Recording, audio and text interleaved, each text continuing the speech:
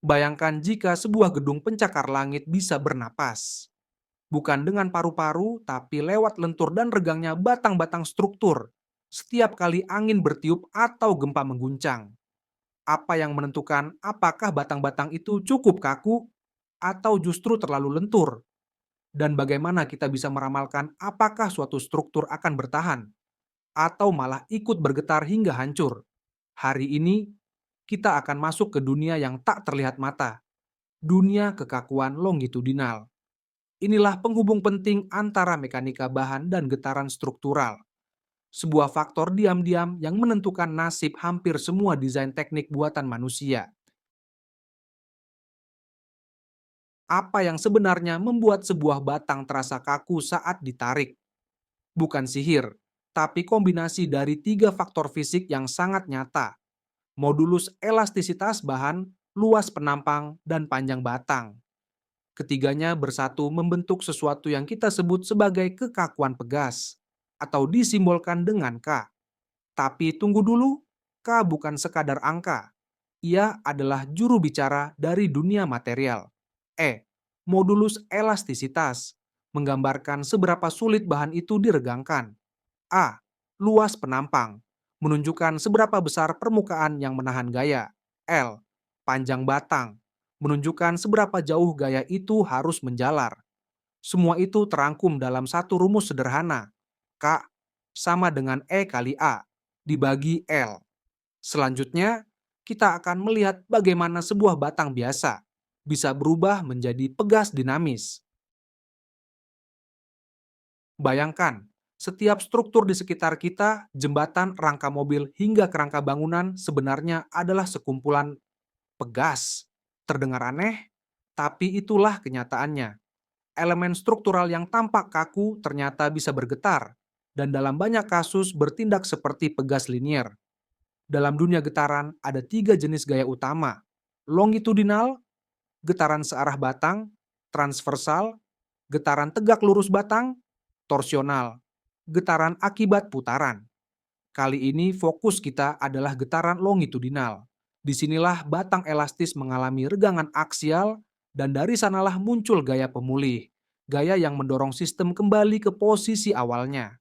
Jadi setiap kali struktur merespons gangguan, ia sedang bernyanyi dalam bahasa getaran.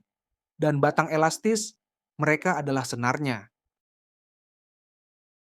Apa yang membuat sebuah batang lebih kaku dibandingkan yang lain? Jawabannya tersembunyi dalam satu rumus elegan. K sama dengan E kali A dibagi L. Di sini, K adalah kekakuan batang. Semakin besar nilainya, semakin sulit batang itu diregangkan. Mari kita uraikan. Modulus elastisitas. Seberapa keras bahan menolak deformasi? A. Luas penampang. Area yang menahan gaya tarik atau tekan. L. Panjang batang. Semakin panjang, semakin mudah lentur. Tapi hati-hati, rumus ini hanya berlaku jika deformasinya masih dalam batas elastis. Artinya, bahan masih bisa kembali ke bentuk semula tanpa mengalami kerusakan. Dengan rumus ini, kita tidak hanya bisa menghitung kekakuan, tapi juga merancang sistem dinamis yang kuat, efisien, dan tahan terhadap getaran.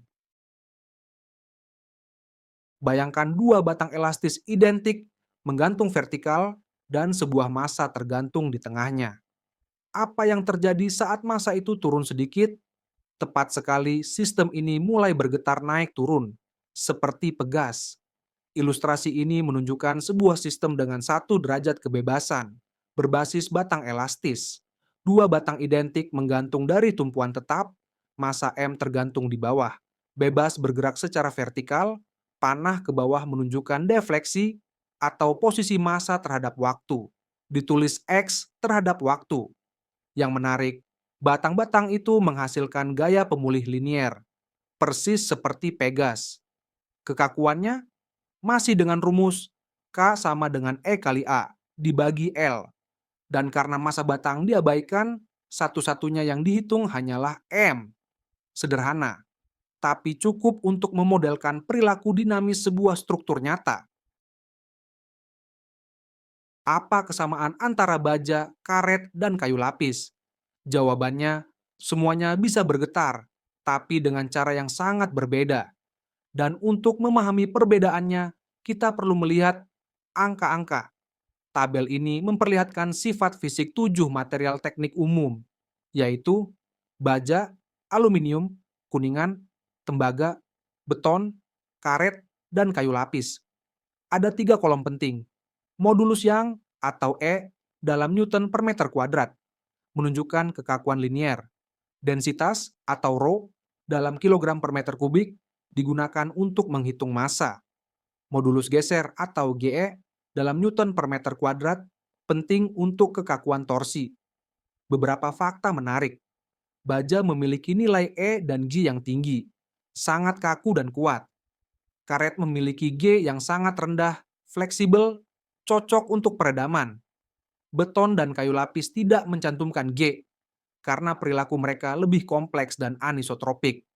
Data ini bukan sekadar statistik, tapi bahan bakar untuk perhitungan. K sama dengan E kali A, dibagi L, K theta sama dengan G kali JP, dibagi L, M sama dengan Rho kali V. Dari tabel ini kita bisa merancang sistem getaran, bahkan sebelum benda aslinya pernah dibuat.